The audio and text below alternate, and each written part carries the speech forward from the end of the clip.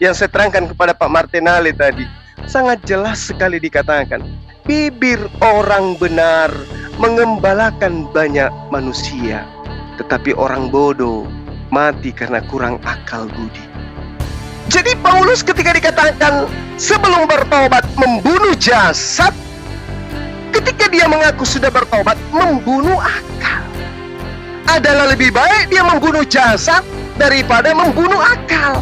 Karena ketika dia membunuh akal manusia, manusia tidak berdaya membedakan antara Tuhan dengan utusan Tuhan.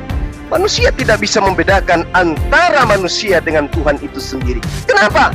Amsal 10 mengatakan itu, nomor 21. Bibir orang benar menggembalakan banyak orang, tetapi orang bahlul mati karena kurang akal budi. Makanya tadi Pak Martinale itu mati dia, karena dia tidak percaya lagi kepada akal budi. Ini dalil, entah nanti di framing, Bang Suma tidak ngerti kitab kami karena tidak ada Roh Kudus. Hai Bung, Roh Kudus itu kata pinjaman dari Quran. Di Indonesia baru Kristen mengenal kata istilah Roh Kudus. Di luar Indonesia orang Kristen pelangak-pelongok kok dikatakan Roh Kudus itu. Nah inilah yang saya katakan, berkat kasih sayang dan rahmatnya Islam kami hadir di sini untuk berdialog dengan teman-teman. Baik Al-Quran mau dikaji, Bible mau dikaji, boleh. Tapi syaratnya, dudukkan akal di atas kepala. Jangan iman dulu. Oke?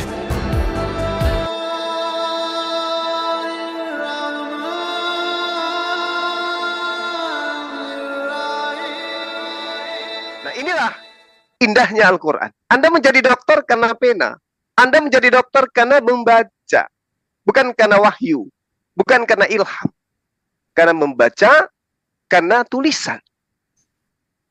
Itu. Anda bisa mengetahui unsur penyakit, obat-obatan, dan seterusnya. Karena membaca. Ikra.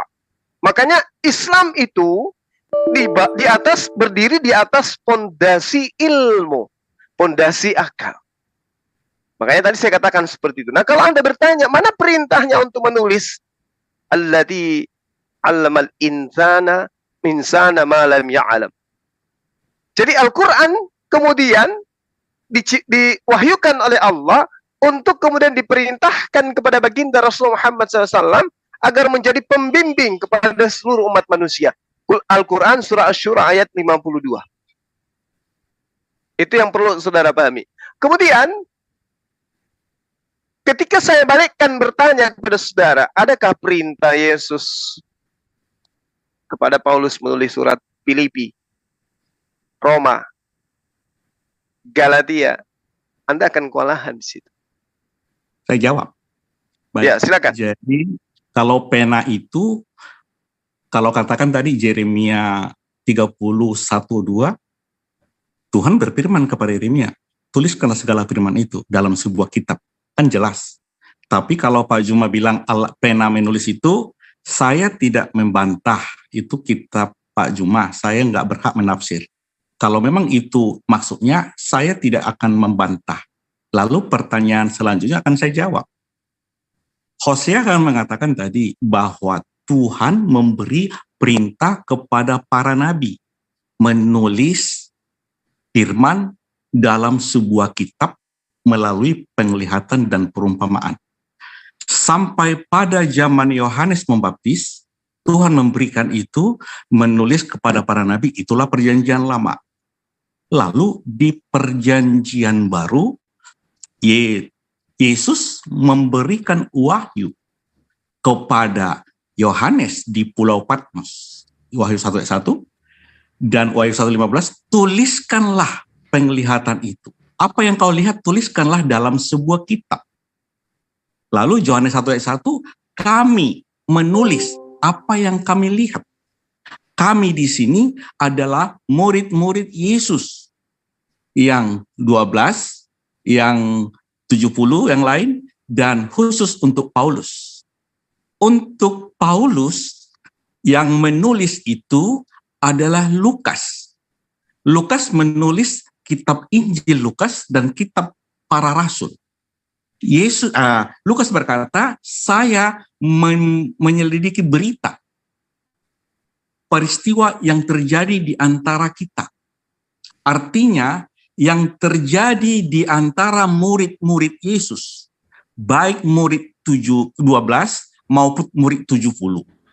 Saulus mau menganiaya Yesus, mau ke Damsik, melihat sinar, membuat dia buta 3 hari. Dan ada komunikasi Yesus melalui Paulus, melalui penglihatan. Lalu Yesus juga berkomunikasi dengan Ananias, murid Tuhan. Kisah Para Rasul 9 ayat 10. Hai Ananias, pergilah ke jalan lurus, jumpai Saulus. Datang Ananias.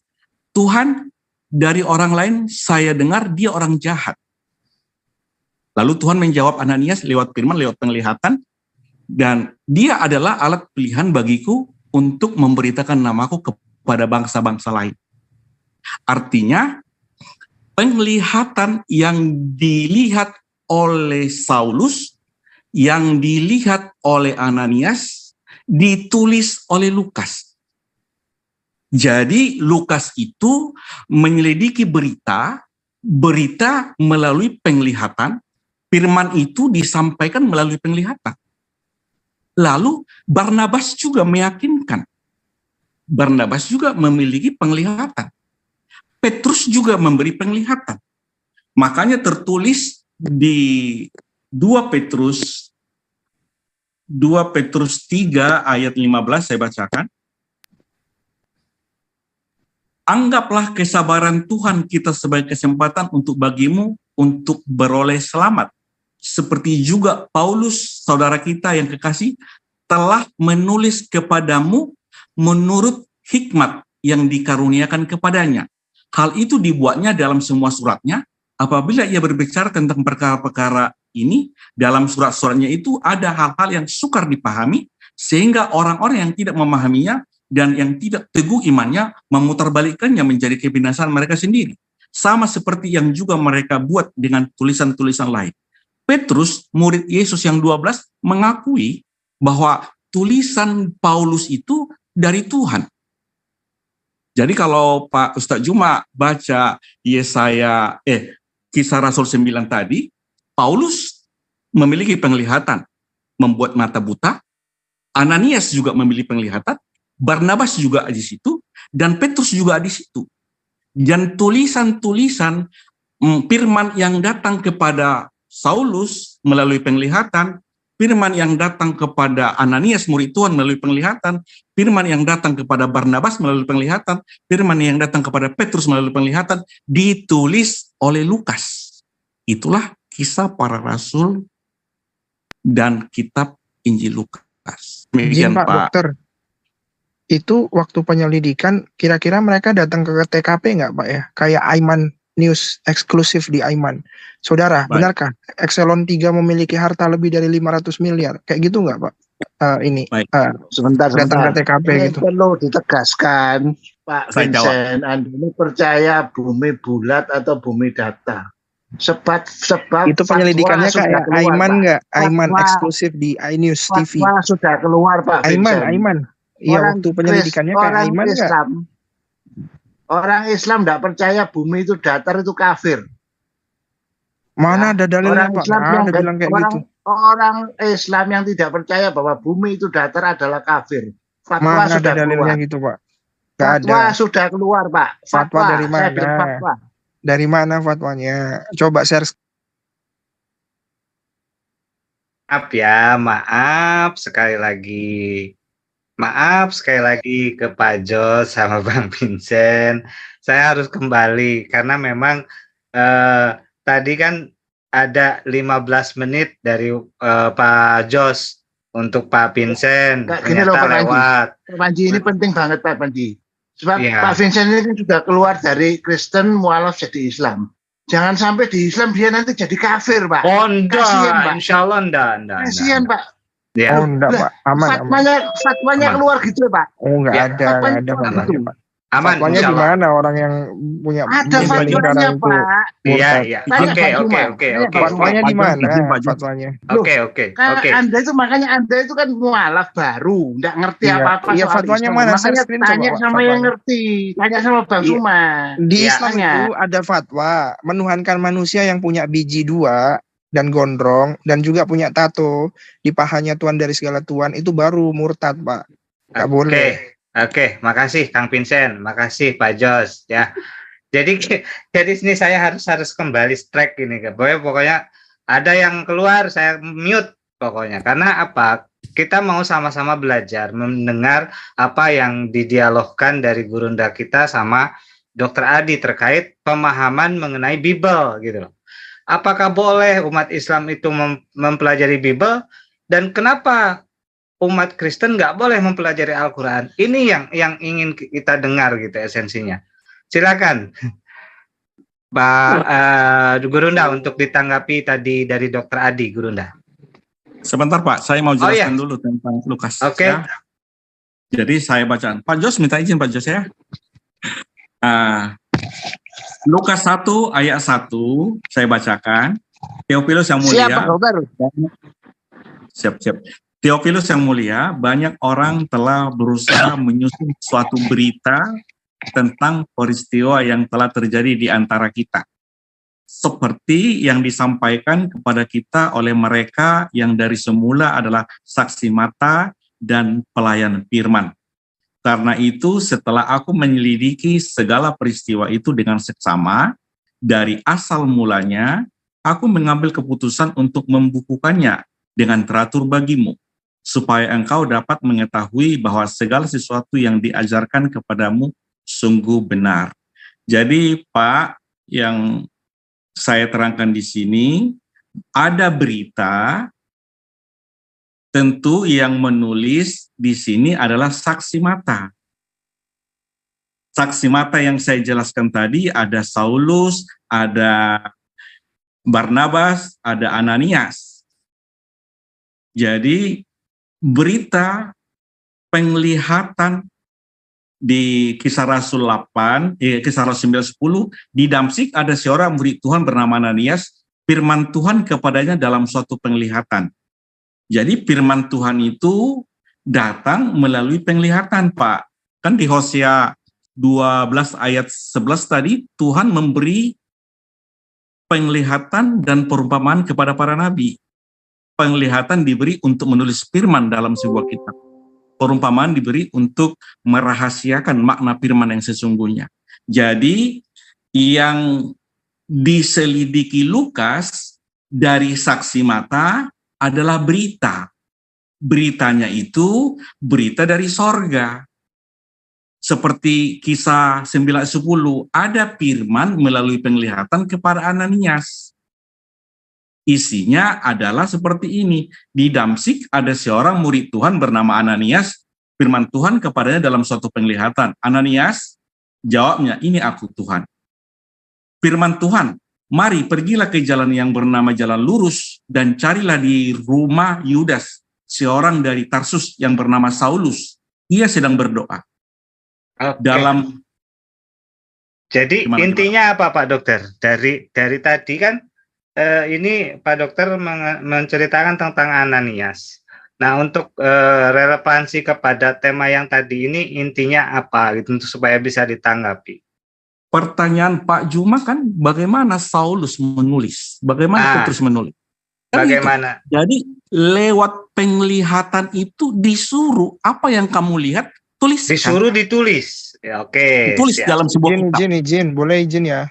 Setahu saya di Damsyik itu nggak ada warung, jadi bisa kena dehidrasi. Orang kalau dehidrasi bisa halusinasi itu. Ya, karena kesaksiannya di Damsyik itu ada 3 orang yang berbeda-beda dalam satu rombongan.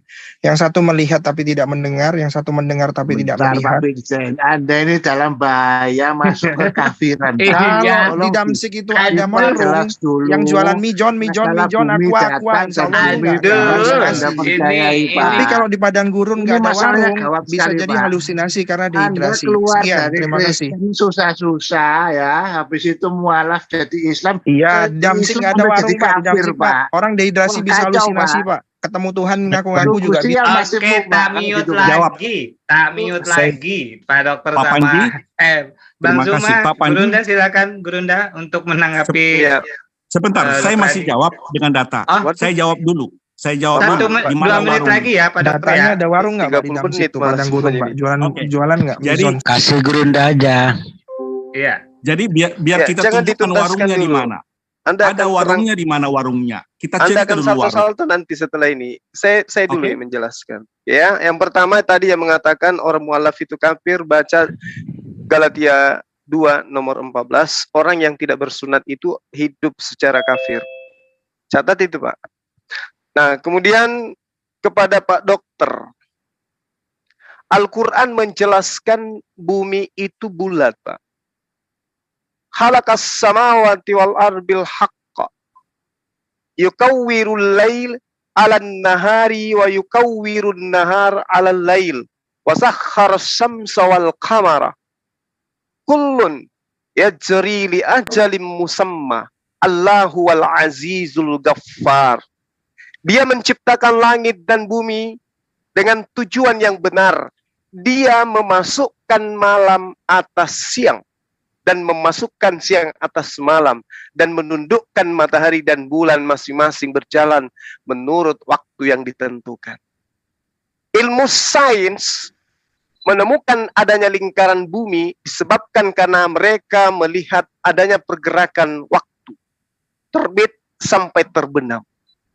Ini yang diterangkan oleh Al-Quran. Makanya sains dan juga Al-Quran, terjadinya siang dan malam disebabkan karena adanya bulatan bumi yang mana berputar pada porosnya terhadap matahari. Mari kita lihat kitab saudara. Bagaimana kemudian dikatakan bahwa bumi itu datar dan matahari yang mengelilingi bumi. Bukan bumi yang mengelilingi matahari.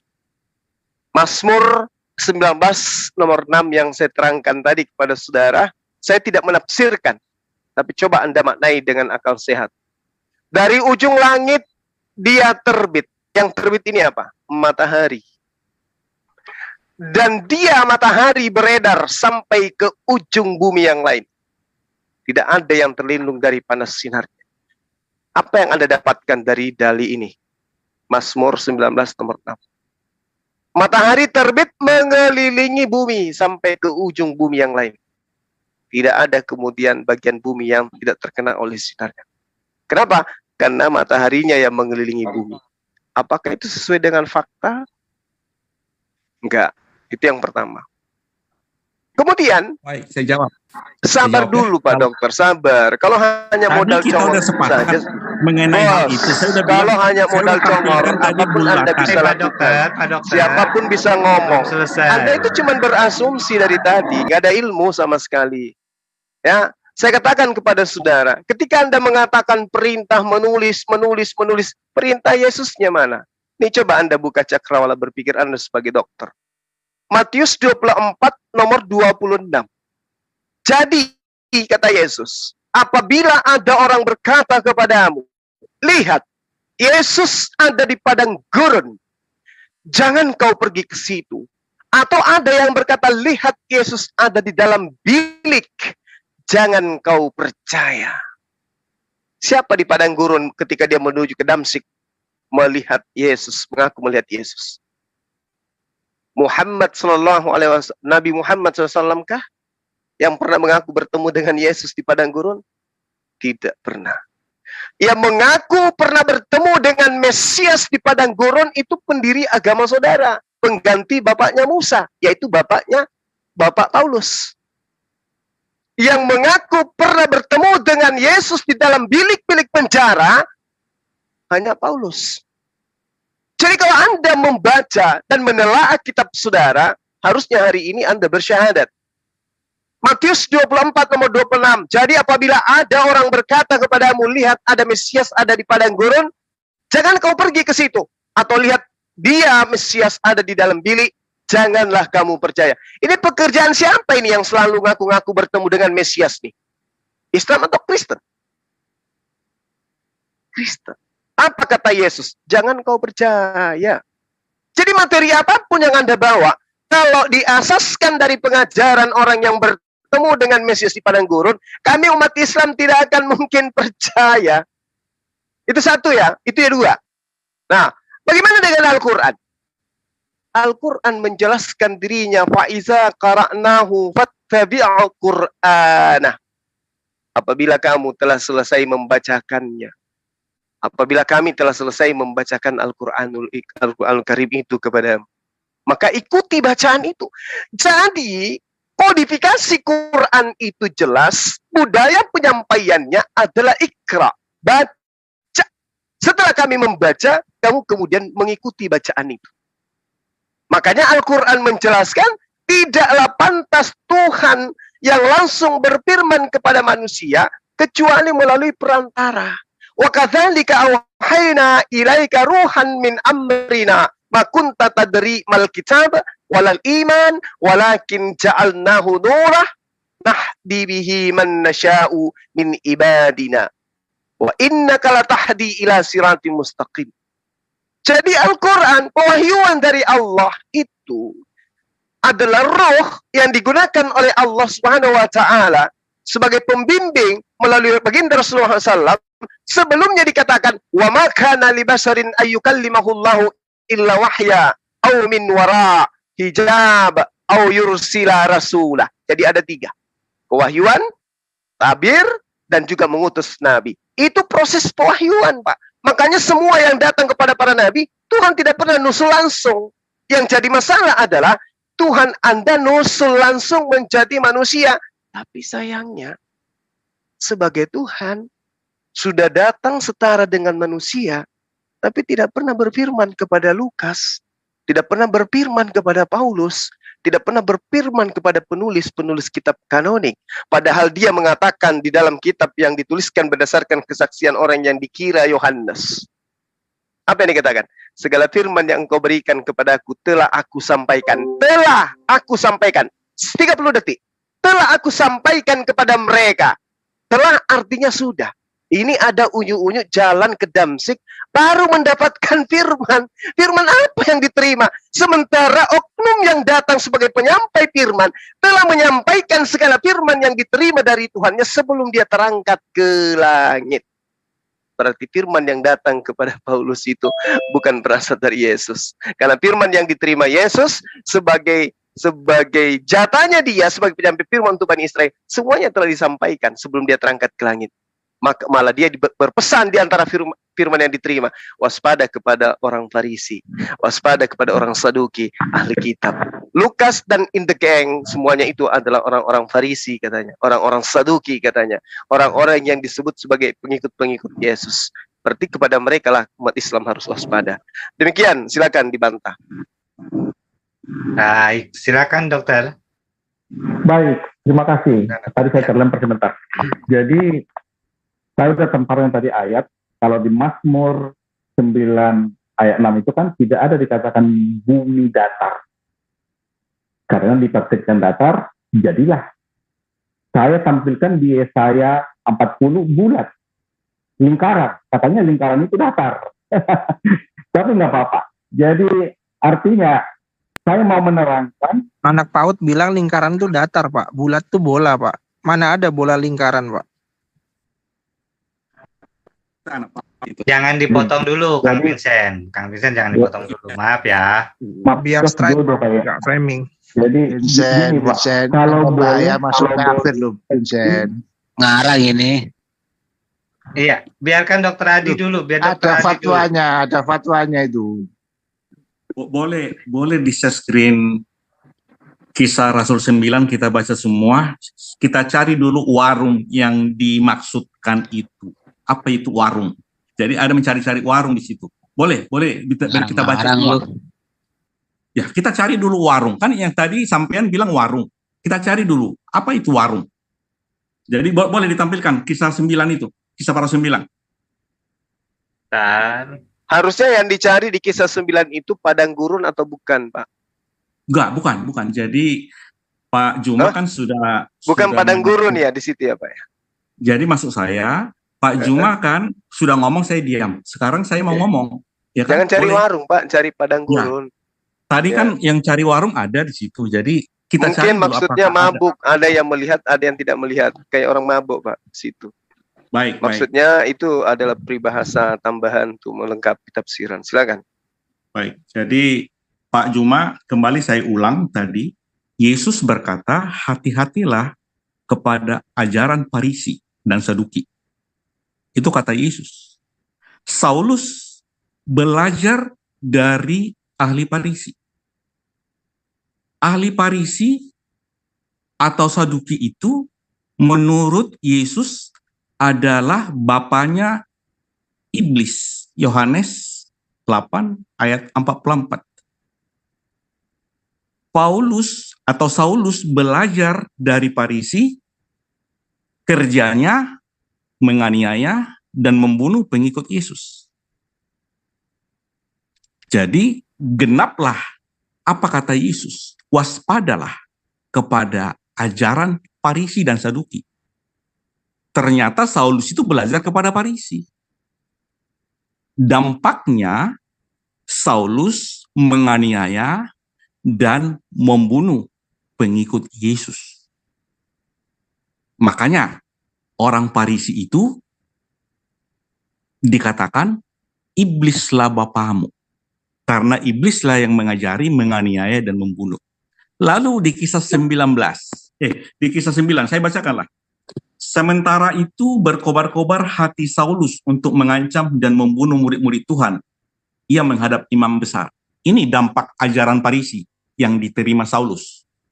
Dan meminta surat kuasa daripadanya untuk dibawa kepada majelis Yahudi di Damsyik, supaya jika ia menemukan laki-laki atau perempuan yang mengikuti jalan Tuhan, ia menangkap mereka dan ia membawa mereka ke Yerusalem. Dalam perjalanan ke Damsyik, ketika ia sudah dekat ke kota itu, tiba-tiba cahaya memancar dari langit mengelilingi dia.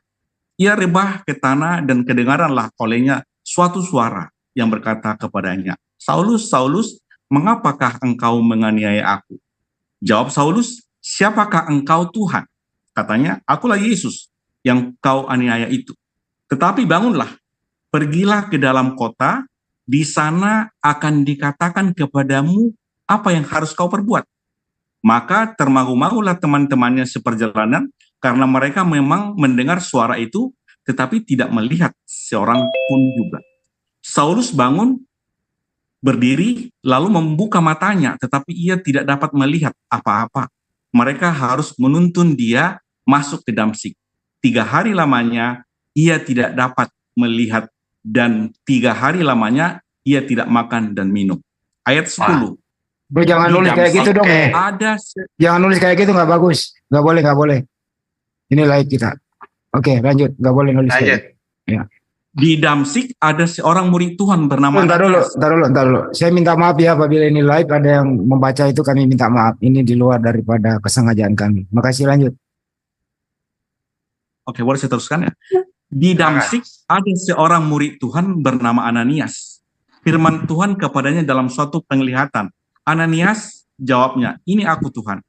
Firman Tuhan, mari, pergilah ke jalan yang lurus, ke jalan yang bernama jalan lurus, dan carilah di rumah Yudas, seorang dari Tarsus, yang bernama Saulus. Ia sedang berdoa. Dan dalam suatu penglihatan, ia melihat bahwa seorang yang bernama Ananias masuk ke dalam dan menumpangkan tangannya ke atasnya, supaya ia dapat melihat lagi. Jawab Ananias, Tuhan, dari banyak orang telah kudengar tentang orang itu, betapa banyaknya kejahatan yang dilakukan terhadap orang-orang kudus-Mu di Yerusalem. Dan ia datang kemari dengan kuasa penuh dari imam-imam kepala untuk menangkap semua orang yang memanggil namamu. Tetapi firman Tuhan kepadanya, pergilah, sebab orang ini adalah alat pilihan bagiku untuk memberitakan namaku kepada bangsa-bangsa lain, serta raja-raja dan orang-orang Israel. Aku sendiri akan menunjukkan kepadanya betapa banyaknya penderitaan yang harus ia tanggung oleh karena namaku.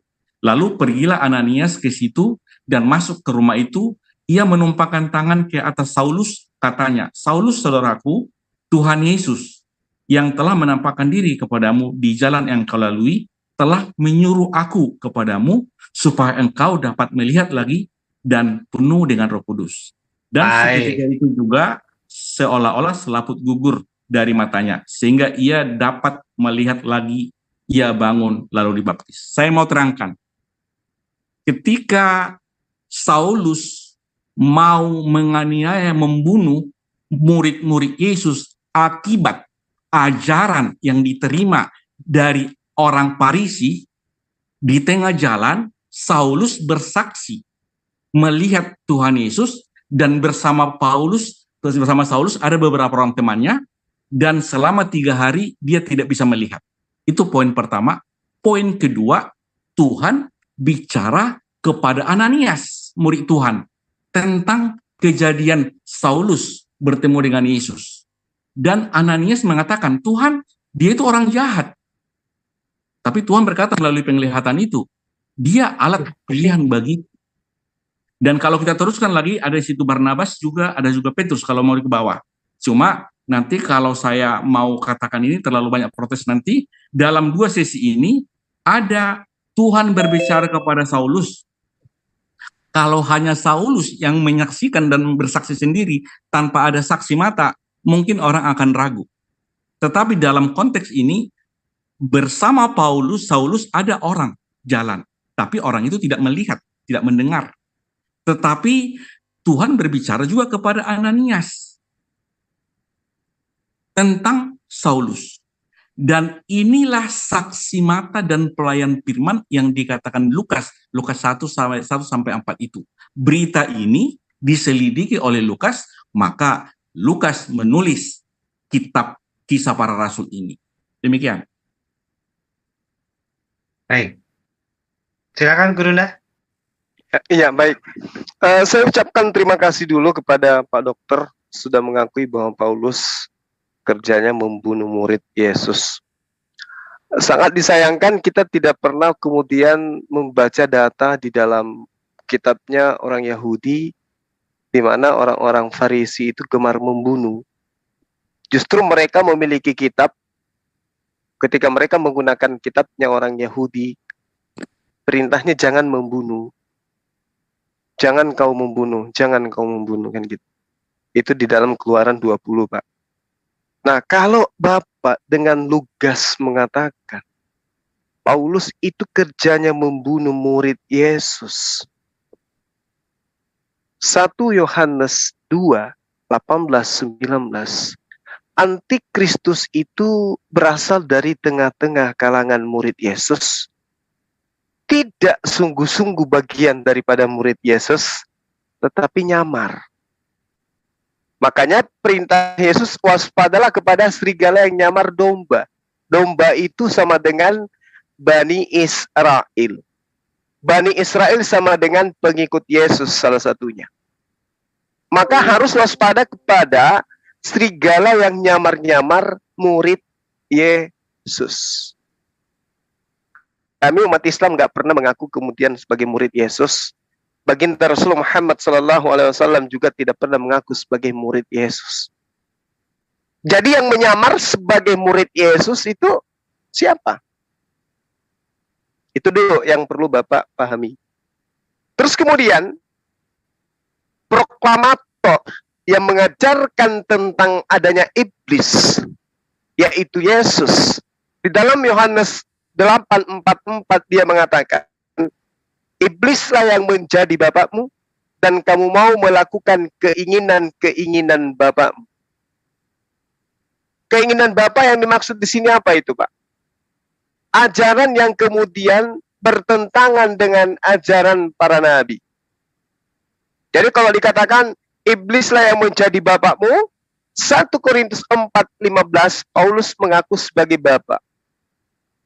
Kamu ingin melakukan keinginan-keinginan bapakmu, 1 Korintus 11 nomor 1, orang Kristen harus meneladani Paulus, karena Paulus juga itu adalah Kristus. Dia adalah pembunuh manusia sejak semula. Bapak tadi sudah membantu saya untuk menjelaskan itu, sebab kamu telah mendengarkan tentang hidupku yang dahulu dalam agama Yahudi. Tanpa batas aku menganiaya jemaat dan berusaha membunuhnya. 1 Korintus 15 nomor 9. Itu sudah sangat jelas itu, Pak. Juga di dalam Kisah Para Rasul 8 nomor 3.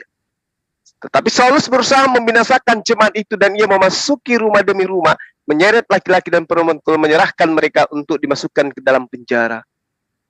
Lalu kemudian diterangkan lagi di data 8, Yohanes 8 itu, bahwasanya sejak semula dia membunuh, tidak hidup dalam kebenaran, sebab di dalam dia tidak ada kebenaran. Apabila ia berkata, ia dusta. Ia berkata atas kehendaknya sendiri, sebab ia adalah pendusta dan bapa segala dusta. Dalam kelicikanku, aku mencerat engkau dengan tipu daya. Belum lagi ketika dia mengatakan tentang Yesus Kristus, diberitakan baik dengan maksud palsu maupun jujur, aku tetap bersukacita. Jadi data tentang ini kita harus pahami dengan baik.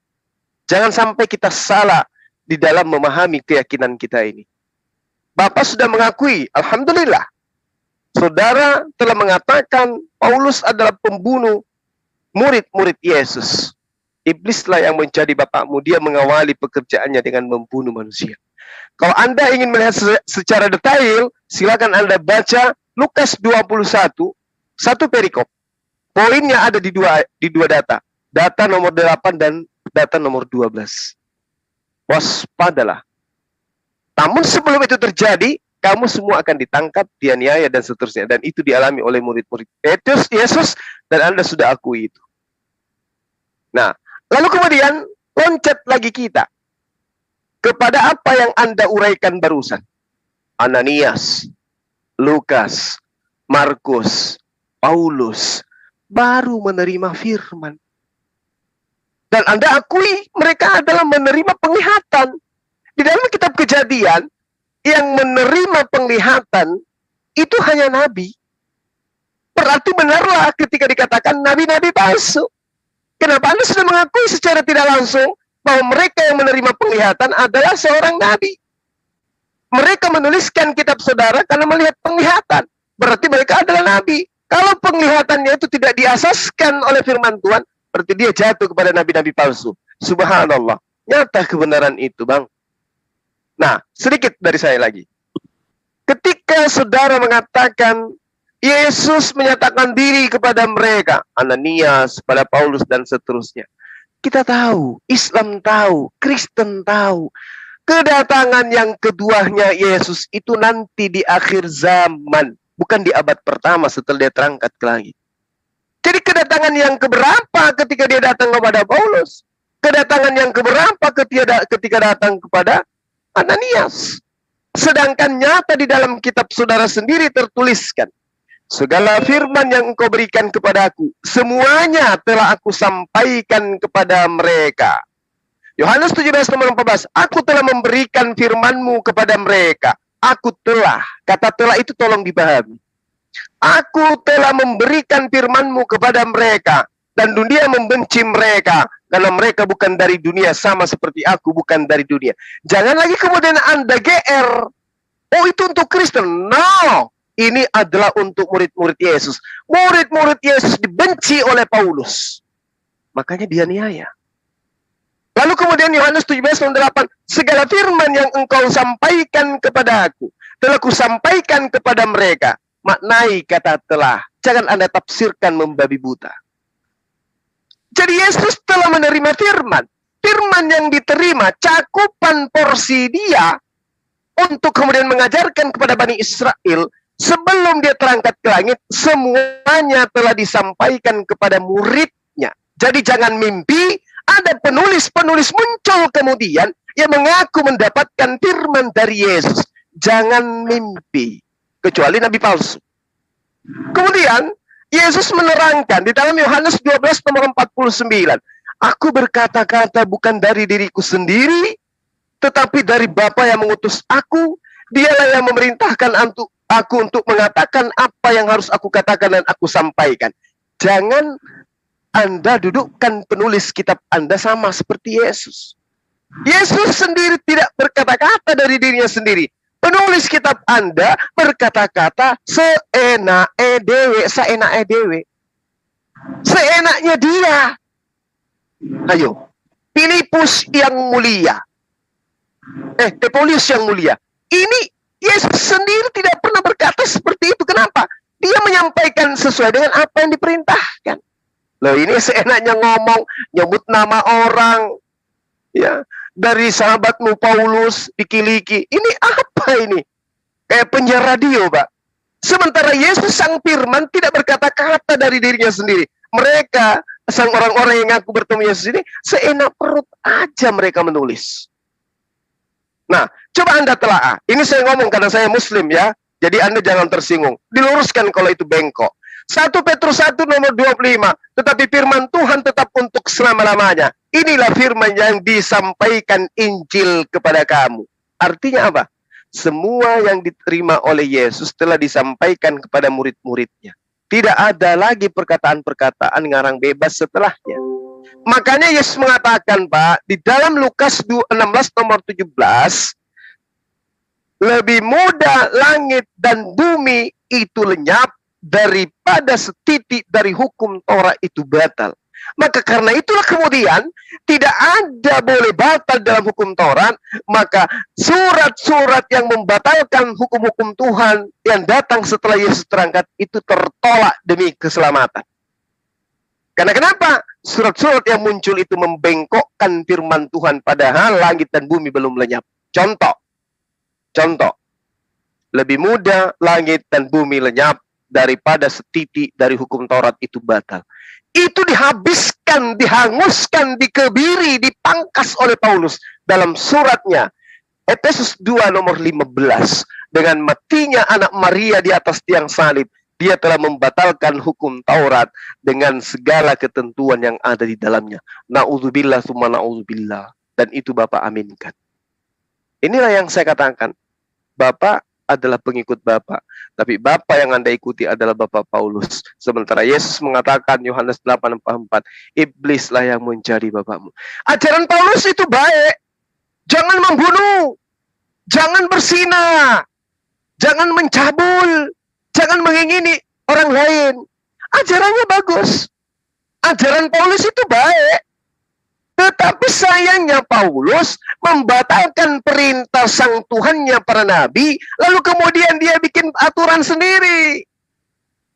Dan yang celaka adalah orang-orang yang mengimani perkataan Bapak Paulus, meninggalkan perkataan Bapak para nabi. Bapak para nabi mengatakan jangan membunuh. Bapak Paulus juga mengatakan jangan membunuh. Bapak para nabi mengatakan jangan mengingini hak orang lain. Bapak Paulus juga mengatakan jangan mengingini hak orang lain. Tapi sayangnya Paulus ini tidak meneruskan firman Tuhan. Dia batalkan semua firman Tuhan, lalu kemudian dia melantik dirinya sebagai Bapa di dalam Yesus Kristus, lalu membuat aturan yang sama. Coba bayangkan. Maka Yesus katakan waspadalah kepada Bapaklah, iblislah yang menjadi Bapak. Kamu ingin melakukan keinginan Bapakmu. Ketika Tuhannya Abraham mengatakan tiada Tuhan selain Allah, atau Tuhan itu cuma satu, ini juga ngomong. Bapak yang baru ini juga ngomong, Tuhan itu cuma satu, yaitu Allah Bapa. Tapi perintahnya bukan firman Tuhan. Yang firman Tuhannya sudah dihapuskan dengan menjadikan anak Maria sebagai tameng di atas tiang salib. Jadi ada dua bapak. Bapaknya para nabi, bapaknya orang Kristen. Demikian sementara, silakan. Baik, langsung saya jawab ya. Jadi Bapa yang 1 Korintus 4:15 itu adalah pengajar khusus untuk jemaat di Korintus. Saya tampilkan ayatnya, saya bacakan ayatnya. 1 Korintus 4 ayat 15. Ini perkataan Paulus. Sebab sekalipun kamu mempunyai beribu-ribu pendidik dalam Kristus, kamu tidak mempunyai banyak bapa, karena akulah yang dalam Kristus Yesus telah menjadi bapamu oleh Injil yang kuberikan kepadamu. Ini atau bapak guru, itu maksudnya. Ya, lalu saya tampilkan lagi Matius berapa tadi? Matius 3 ayat 9 ayat 7. Tetapi waktu ia melihat banyak orang Farisi dan orang Saduki, masuk chat sebentar. Matius 3 ayat 7. Tetapi waktu ia melihat banyak orang Farisi dan orang Saduki datang untuk dibaptis, berkatalah ia kepada mereka, hai kamu keturunan ular beludak. Jadi ular di situ adalah kiasan, maksudnya itu adalah keturunan iblis. Selaras dengan orang Farisi dan Saduki ini, keturunan iblis. Makanya Yesus berkata di Yohanes 16 ayat 6 dan 12, hati-hati dengan ragi orang Farisi dan Saduki, hati-hati dengan ajaran Farisi dan Saduki, karena mereka itu keturunan ular beludak. Ular beludak itu iblis. Makanya Saulus waktu menerima pengajaran dari Farisi, kerjanya menganiaya. Memang hukum Taurat itu dilarang membunuh, tetapi mereka tidak mengerti. Mereka tidak mengerti hukum Taurat itu. Bahkan Nikodemus, pemimpin agama Yahudi, seorang Farisi, pemimpin agama Yahudi, pengajar Israel, tidak mengerti itu. Dilahirkan kembali, dilahirkan dari air dan roh. Engkau pengajar Yahudi, tapi kamu tidak mengerti. Jadi, kalau orang Farisi dan Saduki tidak mengerti, wajar. Karena Nikodemus, pemimpin agamanya sendiri, tidak mengerti. Jadi, Yohanes Pembaptis berkata kepada orang Farisi dan Saduki, mereka itu keturunan ular beludak. Ular beludak di situ adalah keturunan iblis. Makanya di Yohanes 8 ayat 44, iblislah bapamu, itu dikatakan kepada orang Farisi. Karena di Yohanes 8 ayat 43, engkau tidak mengerti firman-Ku. Jadi karena mereka tidak mengerti firman-Ku, ayat 43, apakah sebabnya kamu tidak mengerti bahasaku? Sebab kamu tidak dapat menangkap firman-Ku. Jadi mereka tidak mengerti firman Tuhan. Sehingga mereka disebut anak iblis. Lalu, tentang apa lagi tadi? Terlalu banyak sih, jadi saya jadi lupa. Paulus setelah bertemu tadi bertobat, maka Tuhan tadi berpesan kepada Ananias bahwa dia alatnya. Tuhan juga berpesan kepada Barnabas, demikian juga kepada kepada Petrus. Dan saya sudah tampilkan beberapa ayat itu. Lalu Lukas adalah murid Yesus yang dari 70 orang. Dan dia menulis berita yang ditulis oleh para saksi mata dan pelayan firman. Saksi mata yang dimaksud ya Saulus, Barnabas, Petrus, Cornelius. Semua saksi mata itu diselidiki. Benar nggak kejadian itu? Saulus mau ke Damsik, mau menganiaya pengikut Yesus. Ada saksinya. Dan Saulus mengakuinya. Dan orang yang bersama-sama dengan Saulus, ada beberapa orang, dan memapah Saulus. Karena Saulus tidak bisa melihat 3 hari. Dan Tuhan berbicara kepada Ananias. Pergilah menjumpai Saulus di sana, supaya kamu menumpangkan tangan, supaya dia bisa melihat. Dan Ananias protes. Dari orang saya dengar Tuhan bahwa dia orang jahat. Dan Tuhan bicara lagi melalui penglihatan. Lalu waktu Yesus memberi penglihatan kepada Ananias, kepada Petrus, kepada ini di sini, Yesus sudah ke sorga itu. Lalu Yohanes 17 ayat 8, segala firman yang kusampaikan. Ini sering-sering dibahas, saya sudah balas di WA Group, cuma Pak Juma nggak pernah respon di WA Group kita. Saya baca, sebab segala firman yang engkau sampaikan kepadaku telah kusampaikan kepada mereka, dan mereka telah menerimanya. Mereka tahu benar-benar bahwa aku datang daripadamu, dan mereka percaya bahwa engkaulah yang telah mengutus aku. Jadi Pak Juma, Tuhan itu pada zaman dahulu menyampaikan firman kepada bangsa Israel melalui perantara nabi-nabi. Musa mengatakan Allah itu Esa. Tetapi bangsa Israel menolak. Yeremia 7 ayat 25. Dari sejak waktu nenek moyangmu keluar dari tanah Mesir sampai waktu ini, aku mengutus kepada mereka hamba-hambaku, para nabi, hari demi hari, terus menerus. Tetapi mereka tidak mau mendengarkan mendengar kepadaku, dan tidak mau memberi perhatian, bahkan mereka meninggalkan tengkuknya, berbuat lebih jahat daripada nenek moyang mereka. Jadi karena para nabi telah ditolak, makanya Allah mengutus anaknya. Galatia 4 ayat 4. Setelah genap waktunya, Allah mengutus anaknya lahir dari seorang perempuan. Makanya Ibrani 1 ayat 2, pada zaman akhir Allah mengutus anaknya. Itulah Yohanes 17 ayat 8. Segala firman yang diterima Yesus disampaikan kepada bangsa Israel. Bangsa Israel yang menerima itu adalah murid-muridnya. Murid-muridnya yang 11 itulah yang diperintahkan. Pergilah, jadikan semua bangsa muridku. Itulah yang sampai sekarang ke Indonesia. Seluruh penjuru yang diperintahkan. Jadi firman yang diterima Yesus. Kalau pada zaman dahulu, firman diterima para nabi. Makanya Musa berkata, Allah itu Esa. Setelah ditolak, Allah mengutus anaknya, yaitu Yesus. Makanya Yesus menyampaikan firman itu. Markus 12 ayat 29, Allah itu Esa. Makanya murid-murid yang menerima firman itu diperintahkan menyampaikan ke seluruh dunia. Jadi itu konteksnya. Lalu, Dokter, izin saya interupsi. Ini si Faruk siapa ya? Karena di live chat dia bilang Muhammad Raja Ngentot, kita pengikut Muhammad Raja Ngentot. Ini siapa sih Faruk ini? saya nggak kenal. Saya nggak kenal ya. Bang Vincent, Kang Vincent, biarkan saja. Itu Faruk memang seperti itu. Tapi kalau kita minta untuk open mic, untuk berdiskusi sama kita, dia langsung keluar, langsung ngacil. Biarkan saja, gitu loh. Dia memang seperti itu, tobat wataknya.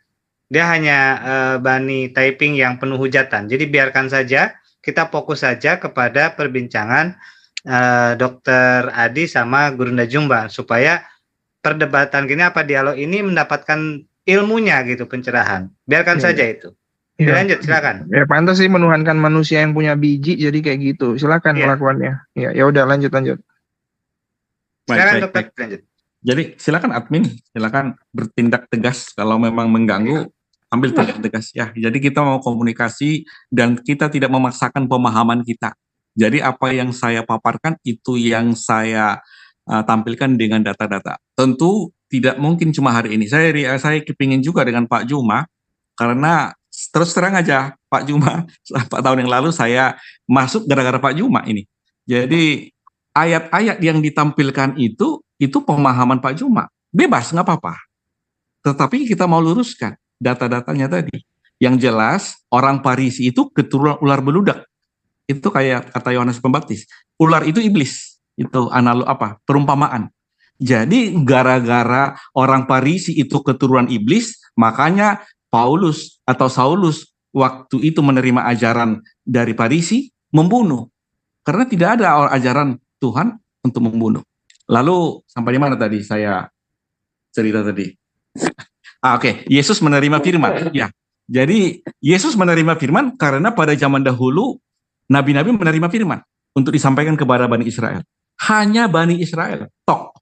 Matius 10 ayat 2 sampai 3 sampai 10 bahwa hanya untuk orang Israel. Jangan menyimpang. Ketika murid Yesus sampai masih 12. Tapi ketika itu Yesus dibunuh. Tapi pada hari ketiga bangkit. Matius 16 ayat 21. Yesus telah mengatakan, saya akan ke Yerusalem, saya akan mendapat aniaya, saya akan mati, dan pada hari ketiga akan bangkit. Itu kata Yesus kepada murid-muridnya. Dan murid-muridnya tidak mengerti. Nah, ketika Yesus bangkit dari antara orang mati pada hari ketiga, menampakkan diri kepada murid-murid yang ke-11, dan kepada yang ke-11 itulah diberi perintah, jadikan semua bangsa murid. Nah, firman yang diterima Yesus yang dimaksud itu, disitulah diperintahkan. Makanya Yohanes 17 ayat 20, orang-orang yang percaya pada pemberitaan mereka. Jadi yang percaya kepada pemberitaan mereka. Perintah Yesus, pergilah jadikan semua bangsa muridku dan baptislah mereka dalam nama Bapa, Anak, dan Roh Kudus, dan ajarlah mereka melakukan apa yang kukatakan kepadamu. Ketahuilah, aku menyertai sampai ke akhir zaman. Artinya penginjil-penginjil itu akan disertai sampai akhir zaman. Sampai sekarang juga disertai. Okay. Nah, cuma kalau pemahaman berbeda itu lain soal. Silakan Pak. Baik. Silakan Gurunda. Oke, baik. Jadi di dalam Kisah Rasul 23 nomor 6, Paulus mengaku sebagai orang Farisi. Hai saudara-saudaraku, aku adalah orang Farisi. Aku adalah keturunan orang Farisi. Itu dikunci ya. Paulus adalah orang Farisi dan keturunan Farisi. Yesus meminta apa? Berjaga-jagalah dan waspadalah kepada ragi orang Farisi. Paulus ini harus diwaspadai dan Bani Israel harus berjaga-jaga kepada Paulus. Tapi Kristen ya sayang sama Paulus karena Paulus itu adalah bapak bagi teman-teman Kristen. Pak Dokter dengan gagah berani mengatakan bapak yang dimaksud di dalam pengajaran Paulus itu adalah jelas sebagai pendidik, kata Bapak tadi. 1 Korintus 4 nomor 15, Bapak yang dimaksud di sini adalah pendidik. Anda lupa, Amsal 3 nomor 11, itu sangat jelas dikatakan Bapak itu memang pendidik. Oke Pak ya, dengarkan saya baca dalilnya. Hai anak-anakku, jangan engkau menolak didikan Tuhan. Dan jangan engkau bosan akan peringatannya. Karena Tuhan memberi ajaran kepada yang dikasihinya. Seperti seorang ayah kepada anak yang disayanginya. Tuhan itu adalah pendidik. Anda mengakui Paulus di dalam 1 Korintus mengaku Bapak itu adalah sebagai pendidik. Jangan dicabut lagi nanti pernyataannya. 1 Korintus 4 nomor 15, Paulus mengaku pendidik. Amsal 3 nomor 11, Tuhan mengaku pendidik. Jadi tidak salah ketika Paulus mengatakan iblislah yang menjadi pendidikmu. Paulus mendidik orang Kristen untuk tidak bersunat. Paulus mendidik orang Kristen kemudian untuk makan babi. Paulus kemudian mendidik orang Kristen untuk memahami Nabi Allah, Rasul Allah, mati secara mengenaskan terkutuk di atas tiang salib. Paulus kemudian mendidik orang Kristen menyembah sesamanya manusia. Bagaimana dengan pendidik yang tadi? Pendidik yang tadi mengajarkan para utusannya, para nabinya untuk mengajarkan umatnya untuk jangan makan babi karena itu haram bagimu. Pendidik para nabi yaitu Bapa yang datang kepada para nabi mendidik nabinya agar mengajarkan kaumnya untuk bersunat. Pendidik para nabi mengajarkan kaumnya supaya mereka hanya menyembah kepada Tuhannya Abraham, Ishak dan Yakub. Tak ada Tuhan Bapak pendidiknya Abraham mengajarkan menyembah kepada anak manusia yang dilahirkan dari seorang perawan. Ini jelas. Kalau juga tidak diakui kejelasan ini, ya kembali kepada Al-Quran. Al-Quran dengan terang mengatakan itu. Kalau saudara-saudara kita hari ini masih tegar tengkuk, tidak mau menyunatkan hatinya, tidak mau menghilangkan kesombongan di dalam hatinya, Al-Quran berlaku. Wa mathalul ladina kafaru kamathalil ladina yad'iku bima la yasma'u illa du'a wa nida summum bukmun umyum fahum la ya'qilun. Mereka tuli, bisu dan buta. Mereka tidak akan mengerti.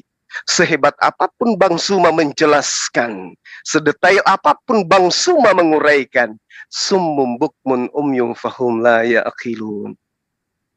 Jadi ada dua bapak, ada dua pendidik di sini. Makanya praktisi Yudaism sampai hari ini sujud di dalam menyembah kepada Tuhannya. Kristen mengaku berasal dari sana, tapi tidak ada satupun konsep yang sama. Konsep Tuhan berbeda, tentang konsep Nabi berbeda, konsep syariat berbeda, konsep ketuhanan berbeda, agama berbeda, tempat ibadah berbeda, semuanya berbeda. Islam datang meluruskan, merangkul, memahamkan agar mereka mengerti kemudian. Karena Tuhan menerangkan di dalam kitab yang mereka pegang bahwa seperti apa yang diterangkan tadi, yang saya terangkan kepada Pak Martinale tadi, sangat jelas sekali dikatakan, bibir orang benar mengembalakan banyak manusia, tetapi orang bodoh mati karena kurang akal budi. Jadi Paulus ketika dikatakan sebelum bertobat membunuh jasad, ketika dia mengaku sudah bertobat membunuh akal. Adalah lebih baik dia membunuh jasad daripada membunuh akal. Karena ketika dia membunuh akal manusia, manusia tidak berdaya membedakan antara Tuhan dengan utusan Tuhan. Manusia tidak bisa membedakan antara manusia dengan Tuhan itu sendiri. Kenapa? Amsal 10 mengatakan itu, nomor 21. Bibir orang benar menggembalakan banyak orang, tetapi orang bahlul mati karena kurang akal budi. Makanya tadi Pak Martinale itu mati dia, karena dia tidak percaya lagi kepada akal budi. Ini dalil, entah nanti di framing, Bang Suman tidak ngerti kitab kami, karena tidak ada Roh Kudus. Hai, Bung, Roh Kudus itu kata pinjaman dari Quran. Di Indonesia baru Kristen mengenal kata istilah Roh Kudus. Di luar Indonesia orang Kristen pelangak-pelongok kok dikatakan Roh Kudus itu. Nah inilah yang saya katakan, berkat kasih sayang dan rahmatnya Islam kami hadir di sini untuk berdialog dengan teman-teman. Baik Al-Quran mau dikaji, Bible mau dikaji, boleh. Tapi syaratnya, dudukkan akal di atas kepala. Jangan iman dulu. Oke? Saya kira begitu dari saya teman-teman sekalian. Kalau diizinkan itu sebagai penutup. Tapi kalau masih ada yang mau bertanya, waktu dan tempat saya silahkan bertanya kepada Bang Handi. Demikian. Baik, terima kasih Gurunda. Alhamdulillah ya. Mungkin itu sebagai salah satu closing statement ya Gurunda ya, daripada Guru Bunda, yang dimana kita sudah hampir 2 jam lebih ini. Mungkin closing statement dari Dr. Adi, silakan Dok. Baik. Terima kasih ya. Jadi dari awal tadi saya bilang bahwa orang Farisi dan Saduki itu Yesus berkata hati-hati. Di Matius 3 ayat 7, hai kamu keturunan ular beludak. Jadi artinya mereka keturunan iblis. Yesus juga mengatakan bahwa bapakmu iblis. Dan Saulus mengakui bahwa dia orang Farisi. Ya, akibat ajaran yang diterima dari Farisi yang adalah ular keturunan beludak, yang adalah ajaran iblis, itu membuat membunuh. Tetapi setelah dia bertobat, Yesus yang mengatakan kepada Ananias, dia menjadi alat pilihan bagiku untuk memberitakan namaku ke bangsa-bangsa lain. Nah makanya penglihatan-penglihatan yang diberikan itu untuk menerima firman atau wahyu. Penglihatan itu adalah wahyu. Kata nabi adalah utusan. Di perjanjian lama nabi, di perjanjian baru itu apostel. Jadi kalau tentang itu udah clear, karena Paulus menerima ajaran Farisi yang notabene keturunan ular beludak atau ajaran iblis, maka dia membunuh. Tetapi ketika dia bertobat, maka dia menjadi alat pilihan. Makanya Petrus sendiri mengakui, 2 Petrus 3 ayat 15, tulisan-tulisan Paulus disalah mengerti, disalah pahami, dan diputarbalikkan. Lalu sunat. Sunat itu adalah perjanjian antara Abraham dan keturunan Abraham dari Ishak pada hari ke-8. Dan itu Yohanes 7:22, adat istiadat Yahudi. Khusus untuk orang Yahudi. Kalau orang Indonesia enggak. Ya, gitu. Lalu tentang makanan. Semua yang masuk tidak menajiskan, tapi yang keluar itu menajiskan. Kalau saya makan biawak, makan apa, makan semua tidak haram. Tetapi kalau saya menghujat, itulah yang najis.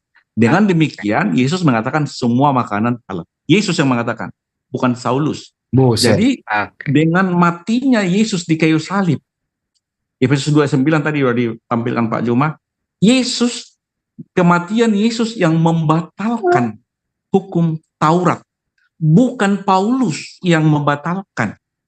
Ini yang dipahami. Matius 5 ayat 17-18, memang ada tertulis 1 iota tidak akan sebelum digenapi. Dan saya bacakanlah supaya jangan apa? Di sini kata kuncinya, kenapa ini batal? Setelah digenapi dengan kematian, makanya dibatalkan. Tapi sebelum digenapi itu tidak akan batal. Beberapa kali sudah saya terangkan memang ini, tapi belum dipahami juga. Oke. Matius 5 ayat 17, janganlah kamu menyangka bahwa aku datang untuk meniadakan hukum Taurat atau kitab para nabi. Aku datang bukan untuk meniadakannya, melainkan untuk menggenapinya. Melainkan untuk menggenapi, di garis bawahi. Lalu Matius 5:18, karena aku berkata kepadamu sesungguhnya selama belum lenyap langit dan bumi ini, 1 iota atau 1 titik pun tidak akan ditiadakan dari hukum Taurat sebelum semua terjadi. Sebelum semua itu di garis bawahi. Analogi saya punya mobil, olinya 10.000 kilometer, dan peraturannya boleh servis ketika jaraknya 10 km atau waktu 6 bulan. Contoh, dalam waktu 6 bulan ternyata belum 10 km, maka saya boleh servis. Sebaliknya, belum ada waktu 6 bulan, tetapi sudah lebih dari 10 km, saya harus servis. Artinya, setelah digenapi Yesus hukum Taurat itu, maka itu batal. Artinya gini, hukum Taurat, aturan peraturan hukum Taurat, kalau berdosa, maka datang kepada imam, maka imam menentukan besar kecil dosanya. Kalau besar dosanya, domba besar atau lembu tambun. Kalau dosanya kecil, boleh merpati. Aturan peraturan inilah yang dibatalkannya, ya. Aturan ini yang dibatalkannya diganti dengan kiasan anak domba Allah. Yohanes 1 ayat 29, Yesus adalah anak domba Allah yang menghapus dosa manusia. Sebenarnya anak domba itu tidak bisa menghapus dosa. Itu adalah kiasan. Jadi semua hukum yang ada di Perjanjian Lama itu kiasan. Betul. Yang kegenapannya adalah Yesus. Iya. Jadi closing statement-nya apa, Dok? Closing statement-nya apa, Dok? Gini saja. Intinya adalah yang dipahami Pak Ustadz Juma 2 Petrus 1 ayat 3 dengan pemahaman dia sendiri. Ya, pemahaman dia sendiri. Kan tujuannya ini, jika kamu mengerti, ajarlah, lakukanlah. Jadi Yesus memerintahkan murid-murid untuk mengajar yang dipahami, bukan untuk diketahui lalu berdebat. Enggak. Kalau kamu yakin, ikuti, bukan diperdebatkan. Itu saja. Iya. Baik, Dokter. Terima kasih, Dokter Adi, telah berbincang kita ya selama hampir 2 jam lebih. 6 hari. 6 hari. 6 hari. 6 hari 7 malam ya. Terima kasih juga Gurunda Jumba. Gurunda telah kembali ke rumah. Sama-sama Bang. Semua. Terima kasih banyak. Jazakallahu khairan. Barakallah semuanya. Masya Allah. Terima kasih semuanya.